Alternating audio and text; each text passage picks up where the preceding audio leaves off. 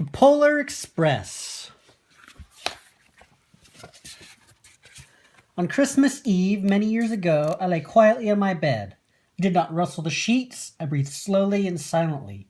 I was listening for a sound Fred had told me I'd never hear. The ringing bells of Santa's sleigh. There is no Santa, my friend had insisted, but I knew he was wrong. Late that night, I did hear sounds, though not of ringing bells. From outside came the sounds of hissing steam and squeaking metal. I looked through my window and saw a train standing perfectly still in front of my house.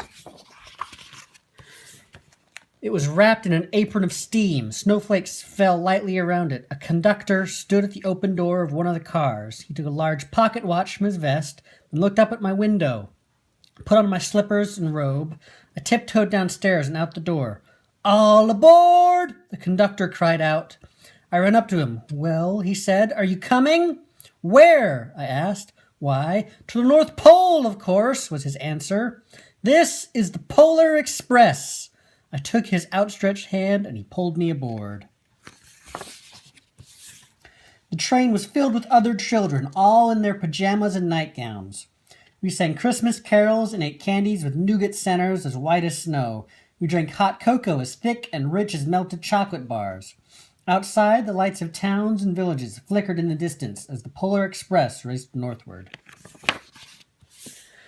Soon there were no more lights to be seen. We traveled through cold, dark forests where lead wolves roamed and white-tailed rabbits hid from our train as it thundered through the quiet wilderness.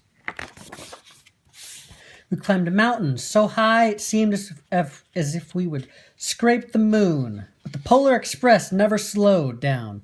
Faster and faster we ran along, rolling over peaks and through valleys like a car on a roller coaster.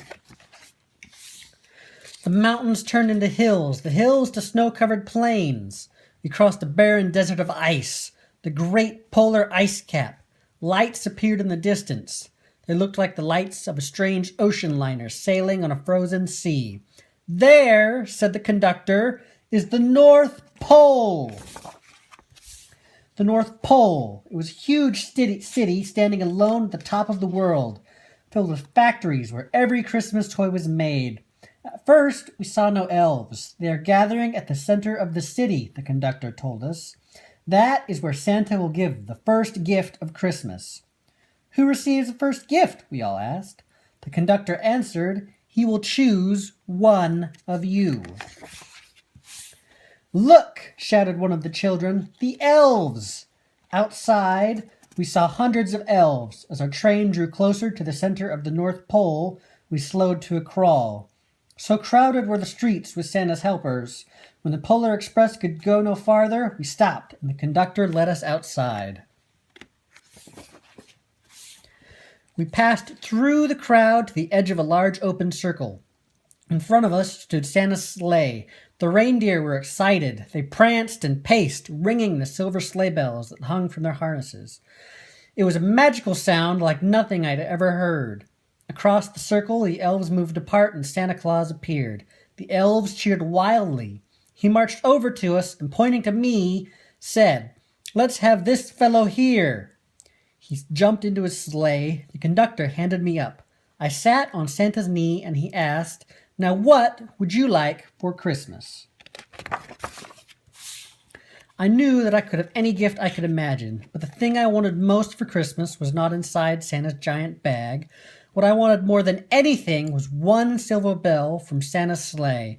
When I asked, Santa smiled, then he gave me a hug and told an elf to cut a bell from a reindeer's harness.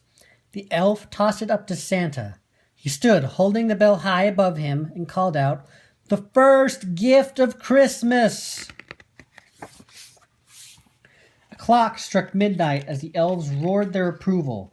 Santa handed the bell to me, and I put it in my bathrobe pocket.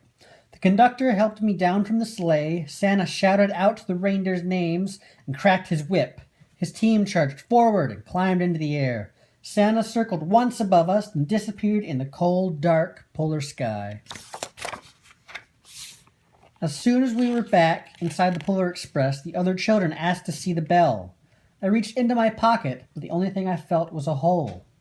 I had lost the silver bell from Santa Claus's sleigh. Let's hurry outside and look for it, one of the children said, but the train gave a sudden lurch and started moving. We were on our way home. It broke my heart to lose the bell. When the train reached my house, I sadly left the other children. I stood at my doorway and waved goodbye. The conductor said something from the moving train, but I couldn't hear him. "What?" I yelled out. He cupped his hands around his mouth. "Merry Christmas!" he shouted. The Polar Express let out a loud blast from its whistle and sped away. On Christmas morning, my little sister Sarah and I opened our presents. When I looked as if everything had been unwrapped, Sarah found one last small box behind the tree. It had my name on it. Inside was a silver bell. There was a note. "Found this on the seat of my sleigh. Fix that hole in your pocket. Signed, Mr. C." I shook the bell. It made the most beautiful sound my sister and I had ever heard. But my mother said, "Oh, that's too bad." "Yes," said my father, "it's broken." When I'd shaken the bell, my parents had not heard the sound. At one time, most of my friends could hear the bell, but as years passed, it fell silent for all of them. Even Sarah found one Christmas that she could no longer hear its sweet sound.